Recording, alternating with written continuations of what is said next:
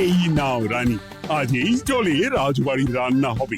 মহারাজ, আমরা সবাই চাই আপনি এই পানীয় জলের সরোবরের ব্যাপারে কিছু বলুন। কৃষ্ণনগরের মানুষের দীর্ঘদিনের ইচ্ছে আজ সফল হয়েছে। আমাদের রাজসভার সকল সভাসদদের জন্য এতদিন পরে একটা পানীয় জলের সরোবর হয়েছে। প্রত্যেক সপ্তাহে এই সরোবরে বিজ্ঞানীর বানানো রাসায়নিক মেশানো হবে, যাতে জলে কোন রকম জীবাণু না থাকে। এই জল রান্নার কাজে ব্যবহার করা যাবে এবং পরিশুদ্ধ করে বা ফুটিয়ে পান করাও যাবে। আরে সবাই দাঁড়িয়ে আছো কেন? হাততালি দাও, হাততালি, হাততালি। এই হাততালি তোমাদের সকলের প্রাপ্য, কারণ তোমাদের প্রত্যেকের 2 মাসের বেতন তোমরা দান করেছো বলেই অর্থাভাব থাকা সত্ত্বেও এই সরোবর এত তাড়াতাড়ি বানানো সম্ভব হয়েছে। এছাড়াও নিজেরা মাটি কাটা থেকে শুরু করে সকল কাজে সহযোগিতা করেছো, এটাও অনেক বড় ব্যাপার। আবার হাততালি। মহারাজ, এই আনন্দে কি খাওয়া দাওয়া হচ্ছে? খাওয়া বিশ্রাম সব হবে। আমি আর রানী একটু সমুদ্রে ঘুরতে যাব, তাই আগামীকাল থেকে 1 সপ্তাহ রাজসভা ছুটি। তোমরা নিজেদের মতন আনন্দ করো, বিশ্রাম নাও। টানা 1 সপ্তাহ ছুটি? হ্যাঁ, টানা 1 সপ্তাহ। কি আনন্দ! এবার হাত পা ছড়িয়ে শুধু আয়েশ করব। আমিও এই কদিন অনেক ধকল গেল। এটা চাই ওটা চাই, তারপর সব মালপত্র বওয়া, মাটি স্থানান্তরিত করা, সব কাজ করেছি। এবার বিশ্রামটা চাই। কি বলো গোপাল? হ্যাঁ, ঠিক বলেছো সেনাপতি। তবে আমি আমার ব্যায়ামটা কিন্তু চালিয়ে যাব। সে চালাও, শরীরটা ধরে রাখতে হবে তো।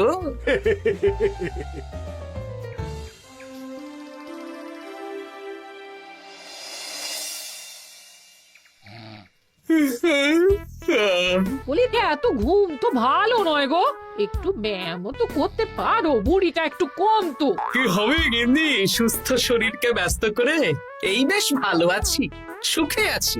একটু শরবত করে দাও তো। নিজেও তো করে নিতে পারো। আচ্ছা, গিন্নি মানে কি? কি? গৃহিণী, অর্থাৎ যে গৃহের কাজ করবে।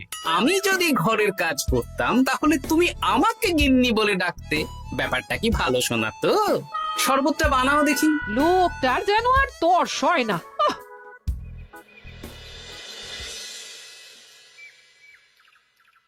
এই 137, হ্যাঁ 138, হ্যাঁ 139, হ্যাঁ 140। গিন্নি, কোথায় গেলে? কি হলো? তোমাকে সেই কখন বলেছি ডিম সেদ্ধ করে দিতে, করেছো? আরে বাবা, সকালে জামা কাপড়গুলো কেচেছিলাম, এখন ভাঁজ করে গুছিয়ে রাখছি। ওসব সেদ্ধ পরে হবে। পরে হলে চলবে না, ওটাই আমার নিয়ম। উঠবোস করে 4টে ডিম সেদ্ধ আর মুগুর ভেজে 4টে কাঁঠালি কলা। নিজে সেদ্ধ করে নাও, আমি পারলাম না। তুমি যে কাজটা করছো সেটা রেখে আমার ডিমটা আগে সেদ্ধ করো। আমি 250টা উঠবোস শেষ করেই খাবো। 141, হ্যাঁ 142।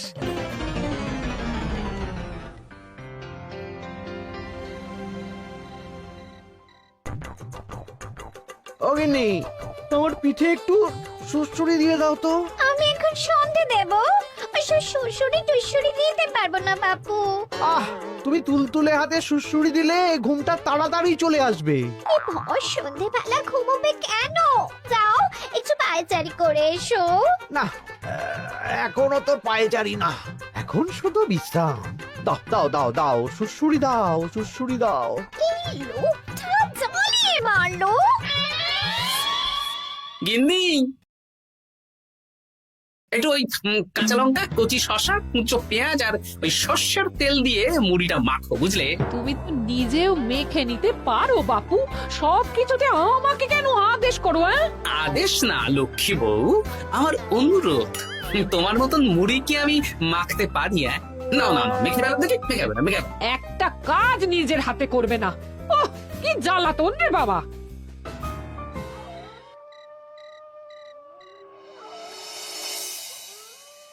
তরকারিটায় নুন একটু কম হয়েছে, বুঝলে গিন্নি? একটু ওই নুনটা দাও তো। এই সামান্য ব্যাপারে এত রাগ করার কি আছে?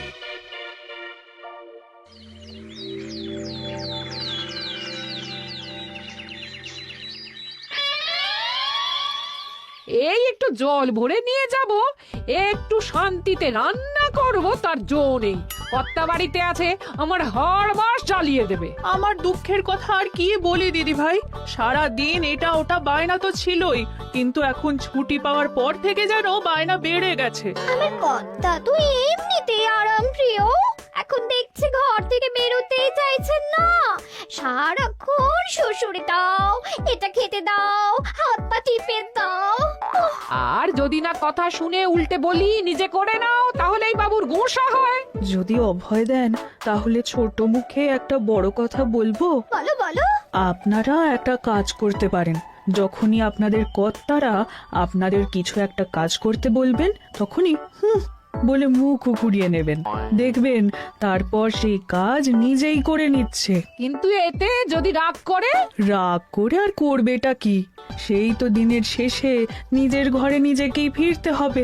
বরং আপনাদের এড়িয়ে যাওয়া দেখে ভাববে আপনারা হয়তো রেগে আছেন, তেতে আছেন, সেই ভয়ে নিজেরাই নিজেদের কাজ করে নেবে। ঠিক বলেছো বুচির মা, সোজা আঙুলে ঘি না উঠলে আঙুল বেঁকিয়ে ঘি বের করতে হয়, না হলে ঘিয়ের বোতলে তাপ দিতে হয়। ঠিক বলেছো, তোমার এই বুদ্ধিটা বেশ ভালোই দিয়েছো।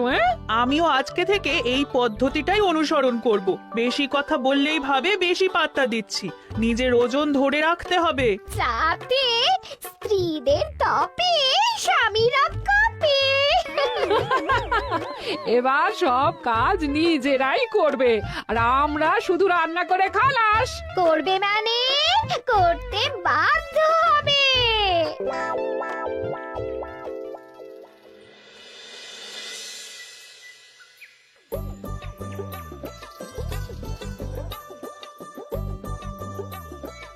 কই গো গিন্নি, বাজারের থলেটা ধরো। উফ, বাবারে বাবা, কি গরম, চাবিটা ফেটে গেল গো। কই গো, নিয়ে যাও। যা বাবা, কিন্তু কথাই শোনে না। আরে বাবা, আমি কখন থেকে হাঁকছি বাজারের থলেটা নিয়ে যাও, কোনো কথা কানেই তোলো না। এই নাও, দেখো তোমার পছন্দ মতন কই মাছ এনেছি, আজকে তেল কই রেঁধো কেমন।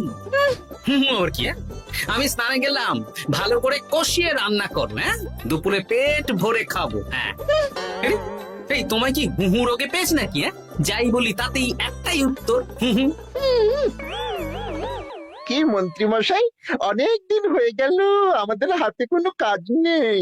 এখন কি আর গোপালের পেছনে লাগবেন না নাকি? দূর, অনেক তো পিছনে লাগলাম, কিন্তু ফলের ফল তো কিচ্ছু হলো না, উল্টে আমার বদনাম হলো আর তোরাও ফেসে গেলি। তাই আর না, তাহলে এখন কি হাত গুটিয়ে বসে থাকবেন? এখন সুস্থ শরীর ব্যস্ত করতে চাইছি না, বুঝলি।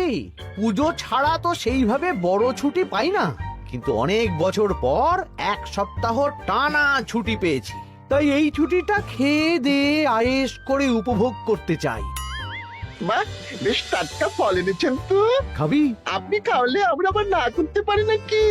দাঁড়া, তোদের গিন্নিমাকে বলছি কেটে দিতে। কই গো, শুনছো? কই গো? গিন্নিমা তো কোনো সাড়াই দিল না। তাই তো দেখছি, দাঁড়া আমি রান্নাঘরে গিয়ে বলে আসি।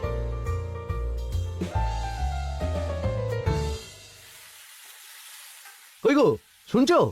বটা ঘটাকে কয়েকটা ফল কেটে দাও না, বেচারাগুলো খেতে চেয়েছে। আবার কি, না হয় তরকারিটা হয়ে গেলে কেটে দিও। এ তো মহা মুশকিল। দূর বাবা। কি বললেন গিন্নিমা? মানে মানে বলে মুখ ঘুরিয়ে নিল। হয়তো উনি ব্যস্ত আছেন, সেটা কোনো ব্যাপার না।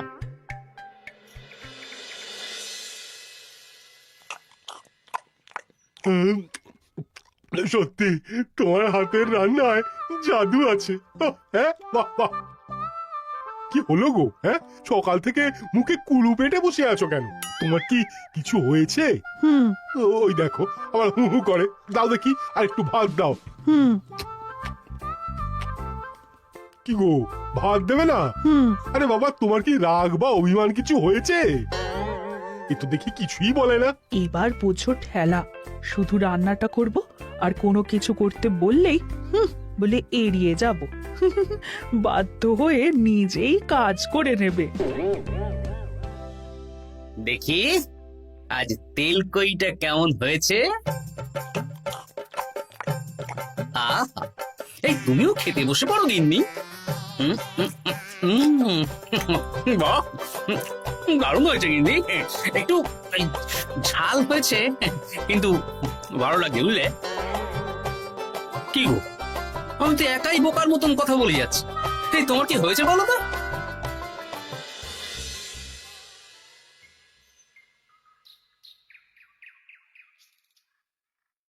গিন্নি, মুদিখানা থেকে মাসকাবারি সব নিয়ে এসেছি। এবার জায়গার জিনিস জায়গায় ভরে ফেলো তো। কি হলো গো, ভরবে না? কি গো, রাগ করেছো আমার ওপর? নিচে নিচে ভরো ভরো নিচে।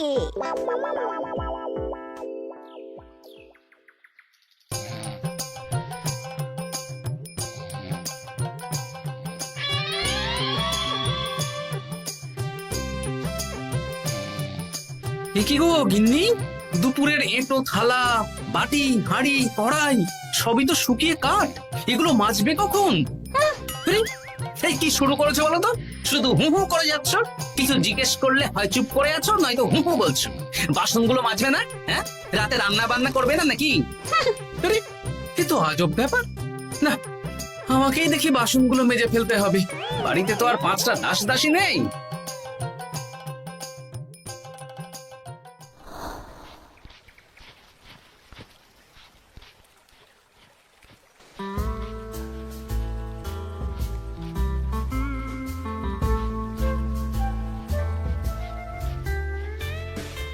এ কি দাদু, তুমি বাসন মাজছো? কি আর করবো, তোদের দিদার রোগ হয়েছে। কি রোগ হয়েছে দাদু? হুহু রোগ হয়েছে, হুহু রোগ। সেটা আবার কি? আমি কিছু জিজ্ঞেস করলেই হয় চুপ করে আছে, নয়তো হু হু করছে। কি কর দাদু, 1 সপ্তাহ ছুটি পেয়েছো, কোথায় আইস করে কাটাবে তা না তুমি বাসন মাজছো। কি আর করবো বল, সবই ভাগ্য। আরে দাদু, তোমার যে ঘটে বুদ্ধি আছে না, তুমি ভাগ্য বদল করে দিতে পারো। হ্যাঁ, দিদা পুনো হল হলে তুমিও তো বাঘাতে তোল। আর দেখি তবে ঠিক হয়, নইলে তো কিছু একটা ব্যবস্থা করতেই হবে। এভাবে হু হু শুনে তো আর থাকা যায় না, বিরক্তিকর। আরে গোপাল যে, তুমি পুকুর ঘাটে কি করছো? এই দুপুরের বাসন মাজছি। ও, বাসন মাজছো? মাজো মাজো, আমিও কাপড় জামা কেচে বাড়ি ফিরছি। কেন গো, তোমার আবার কি হলো? আর বলো না, একটু ছুটিতে বিশ্রাম নিচ্ছি বা ব্যায়াম করছি, সেসব আমার গিন্নির সহ্য হয় না। কিছু করতে বললেই হু হু করছে। তোমার গিন্নিও হু হু করছে? শুধু আমার না গো গোপাল, মন্ত্রী মশাই আর রাজবৈদ্যের গিন্নিও। এদের কি একসাথে ছোঁয়াচে হু হু রোগে পেয়েছে নাকি? হ্যাঁ, তাই তো মনে হচ্ছে সবার গিন্নি শুধু রান্না করছে আর কিচ্ছু কুটো নেড়ে দুটো করছে না। হ্যাঁ, আচ্ছা বুঝেছি, আমরা যে বিশ্রামে আছি সেটা এদের সহ্য হচ্ছে না। কি করা যায় বলো তো? আমাদের বউ যখন কাজ করছে না, তখন নতুন বউ আনতে হবে, মানে আবার বিয়ে করতে হবে। কি যাতা কথা বলছো গোপাল? মানে ব্যাপারটা হলো গিয়ে,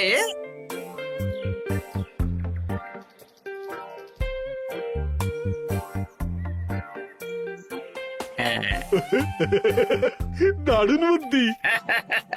তুমি এক কাজ করো, মন্ত্রী মশাই আর রাজবৈদ্যকে এই বুদ্ধির ব্যাপারটা জানিয়ে দাও, আর কাল বিকেল বেলা থেকে আমাদেরও হু হু রোগ শুরু হবে। কেমন? বেশ বেশ।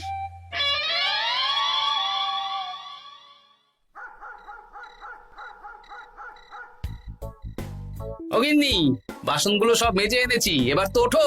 রাতে রান্না করবে তো? এই তো ওষুধে কাজ দিয়েছে।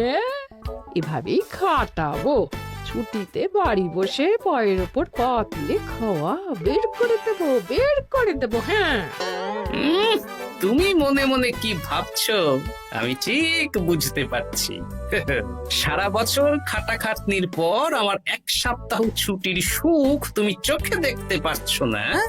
কাল খেলা ঘুরে যাবে।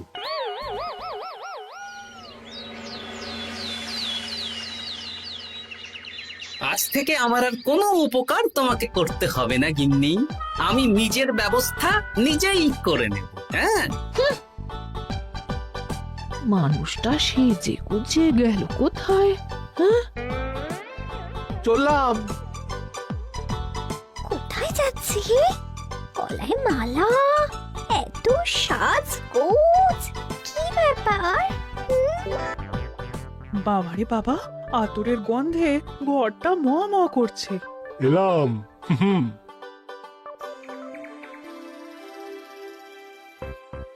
আরে আর বলো না, আমার মানুষটা যে আজকে সকাল সকাল সেজে গুজে কোথায় গেল কিছুই বুঝতে পারলাম না। আমার কথাও তো গলায় মালা পড়ে গেল। আমার কর্তা তো রজনীগন্ধা ফুলের আতর মাখছিল। কোথাও কি কোনো নিমন্ত্রণ আছে নাকি? কিছুই তো বুঝতে পারছি না।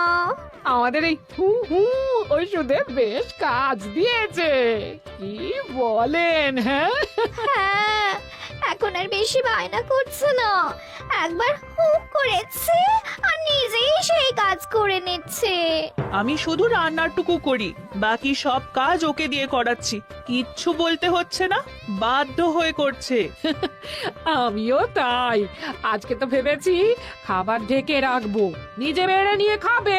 বায়না একেবারে গুছিয়ে দেবো। হ্যাঁ,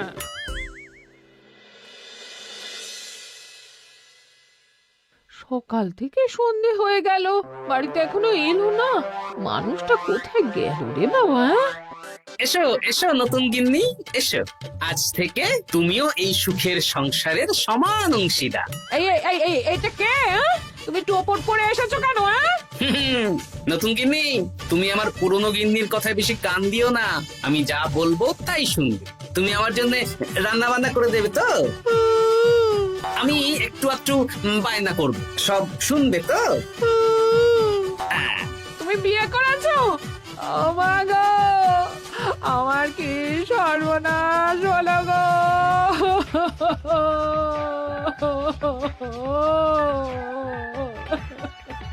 চলো নতুন বউ, মোড়ের মাথায় গরুর গাড়ি দাঁড়িয়ে আছে, চলো চলো চলো। ওগো, তুমি এরকম করো না, আমি আর বাঁচবো না। কেন এত কষ্ট দিচ্ছ? সামান্য হু করার জন্য আরেকটা বিয়ে করলে? আমাকে পিঠে সুড়সুড়ি দিয়ে দেবে তো গো নতুন বউ? এটা কি? এ কি হলো? আমার বন্ধু বান্ধবরা এলে তাদের একটু ফল জলখাবারের ব্যবস্থা সব তুমি করবে তো? ও মা গো, এ কি সর্বনাশ হলো আমার! এই আমার সাথে এটা করতে পারলে আমি কি অপরাধ করেছি? দেখো, ঘরের কাজ আর আমার একটু একটু বায়না, এগুলোই তোমাকে সামলাতে হবে, বুঝলে? তাহলেই তোমাকে রানী করে রাখবো, কেমন? এই এটা কে? আমি বেঁচে থাকতে তুমি আবার বিয়ে করলে? ওর কথা শুনো না, তুমি আমার দুয়ো রানী। এ তো দেখছি বড্ড কান্নাকাটি করছে। চলো দুয়ো রানী, আমরা কদিন একটু ঘুরে আসি। চলো, এখনই যাব। না না না, আরে ওর কথা শুনো না, আমরা ঘুরবো। মোড়ের মাথায় গরুর গাড়ি দাঁড়িয়ে আছে, চলো চলো।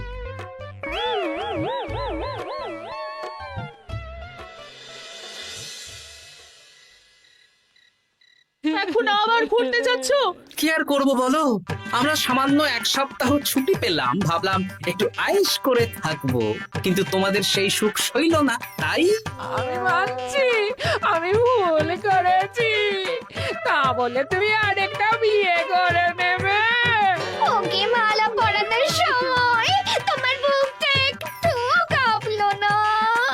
আমার মুখটা মনে পড়লো না? এটা তুমি কেন করলে? আমাকে একটু বুঝিয়ে বলতে আমি আবার আগের মতো তোমার ছোট ছোট বায়নাগুলো পূরণ করে দিতাম। তার জন্য বিয়ে করলে? তুমি কি নিষ্ঠুর?